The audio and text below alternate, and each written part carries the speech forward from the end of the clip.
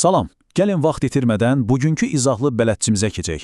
Təsəvvür edin ki, beynimizin o daim xəbərdarlıq edən həyəcan sistemini şuurlu şəkildə idarə edə, hətta onu yenidən proqramlaşdıra bilirik.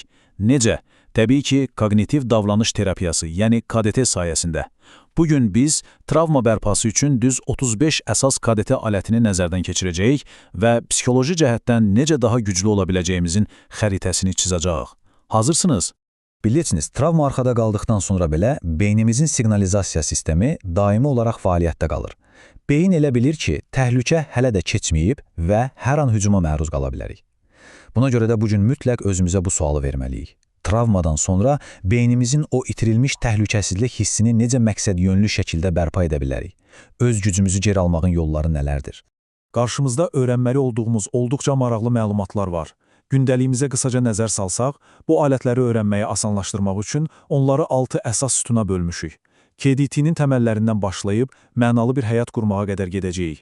Elə isə birinci bölməmizlə KDT və travma bərpası ilə başlayaq. Gəlin psixi sağlamlıq alətlər kutumuzun ilk və ən vacib qaydalarını müəyyən edək. Buradakı ən həlledici məqam nədir bilirsiniz? Travma vaxtı həyatda qalmaq üçün inkişaf etdirdiyiniz o müdafiə mexanizmləri var ha? Bax, onlar o vaxt mütləq lazım idi. Amma indi onları yeniləməyin vaxtıdır ki, sadəcə sağ qalmayasınız, həm də həyatdan zövq ala biləsiniz. Travma məlumatlı KDT sadəcə tətikləyicilərdən qaçmaq deyil. Bu, sizin gücünüzü bərpa etməyə və bədənin daimi stresini azaltmağa kömək edən bir yanaşmadır. İkinci bölmə. Təhlükəsizlik planlamasının yöndəmləri. Aydındır ki, özünüzü güvəndə hiss etmirsinizsə, sağalma heç vaxt baş tutmayacaq. Bu isə bizi fiziki, emosional və ekoloji təhlükəsizlik planının əhəmiyyətinə gətirib çıxarır. Baxın, bu ekranda gördüyünüz konsepsiya mənim çox xoşuma gəlir. Xilas etmə paketi. Təsəvvür edin, ani bir tətikləyici yarananda dərhal işə sala biləcəyiniz real, fiziki bir paketiniz var. İçində nələr ola bilər? Sakitləşdirici qoxular üçün efir yağları, əlinizdə tutub reallığa qayıtmaq üçün kiçik bir əşya, səs-küyü kəsən qulaqlıqlar və ya bu da keçəcək kimi bir mantra. Siz bununla beyninizə anında biz artıq güvəndəyik mesajını ötürürsünüz. Üçüncü bölmə. Stresə dözümlülük texnikaları. Bəzən hətta xilas etmə paketimiz olsa belə, gözlənilməz tətikləyicilər bizi hazırlıqsız yaxalayır. Məhz buna görə stresə dözümlülük bacarığımızı artırmalıyıq. Bu gördüyünüz kvadrat tənəffüs texnikası əslində bədənimizdəki vagus sinirinin necə manipulyasiya edə biləcəyimizi çox gözəl göstərir. 4 saniyə dərindən nəfəs alın, 4 saniyə saxlayın, 4 saniyə yavaşca buraxın və yenə 4 saniyə ciyərlərinizi boş saxlayın. Nəfəsinizi belə şuurlu şəkildə yavaşlatmaqla ürək döyüntüsünü süni şəkildə aşağı salır və beyninizə deyirsiniz ki, hey, sakitləş, vahiməyə ehtiyac yoxdur.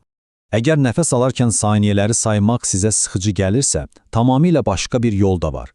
Şar şişirtmək, köpük üfürmək və ya qarın dolusu lap ucadan gülmək. Ciddi deyirəm. Bu cür sadə fəaliyyətlər sizi məcbur edir ki, nəfəsinizi yavaş-yavaş verəsiniz. Nəticədə bədəninizdəki dincəl və həzm et reaksiyası avtomatik olaraq işə düşür. Dr. Snipes'ın buradakı metaforası doğrudan da möhtəşəmdir. O deyir ki, sistematik desensitizasiya, yəni qorxulara tədricən öyrəşmək, kognitiv allergenlər üçün allergiya peyvəndinə bənzəyir. Yəni, rahatlama texnikalarını tətbiq edə-edə özümüzü yavaş-yavaş, addım-addım o tətikləyicilərə məruz qoysaq, onlar zamanla bizim üzərimizdəki bütün gücünü itirəcəklər. Dördüncü bölmə. Fərqindəlik, yəni mindfulness təcrübələri. Bədənimizi sakitləşdirməyi öyrəndik, bəs bu huzuru necə qoruyub saxlayaq? Burada köməyimizə fərqindəlik gəlir. Fərqə baxın. Avtopilotda yaşamaqla fərqindəlik tamamilə ayrı şeylərdir. Avtopilotda olanda sanki sükanı başqasına vermişik. Duyğuların selinə düşürük, hər şeyə reaktiv yanaşırıq. Amma fərqindəlik o avtopilotu tamamilə söndürməkdir. Fikir və duyğularımızı mühakimət etmədən qəbul edirik və düşünülmüş şəkildə addım atırıq. Bu, kənardan xilas edici bir düyməni basmaq kimidir. Və əgər bir anlıq reallıqdan qopduğunuzu hiss etsəniz, bu 5, 4, 3, 2, 1 texnikasını sınayın. Gördüyünüz 5 şey, eşitdiyiniz 4 şey, qoxusuna aldığınız 3 şey, toxuna bildiyiniz 2 şey və dadını hiss etdiyiniz 1 şey tapın. Bu sadə addımlar beyninizi zorla, amma tam təhlükəsiz bir şəkildə gətirib indiki ana, yəni bura, reallığa bağlayır. Fərqindəlik həm də münasibətlərdə bizim əsil özümüz olmağımıza imkan yaradır. Daim başqalarının bəyənməsi üçün rəng dəyişən bir buqələmun olmaq əvəzinə gəlin şəkərli peçenye və şokolad parçaları kimi olaq. İki ayrı, tam və gerçək insan bir araya gəlir və bir-birini sadəcə tamamlamır, daha da mükəmməl edir. Başqası üçün dadınızı dəyişməyə qətiyyən ehtiyac yoxdur. 5-ci bölmə koqnitiv yenidən qurma alətləri. Bədən sakit, zehin də indiki andadırsa, nəhayət o böyük işə, beynin qüsurlu məntiqini sıfırlayıb yenidən qurmağa başlaya bilərik. Bu cədvəl həddindən artıq dərəcədə məntiqlidir. KTT-nin ABCDY modeli. Təsəvvür edin, bir hadisə olur A, sonra beyninizdə keçmişdən gələn avtomatik bir inanc yaranır B. Təbii ki, bunun da emosional nəticəsi olur C. Amma dəyişim məhz D və Y addımlarında baş verir. Siz o inancları mövcud, real faktlarla mübahisələndirirsiniz D və baxırsınız görək bu fikir sizi irəli aparır, yoxsa yerinizdə saydırır Y.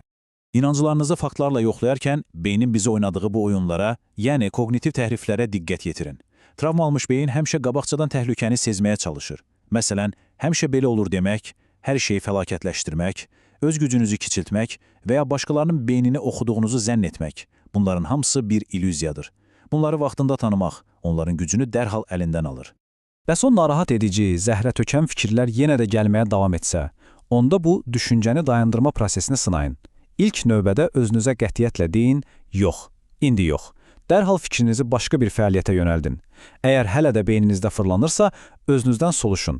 Buna indi ilişib qalmağın mənə nə xeyri var?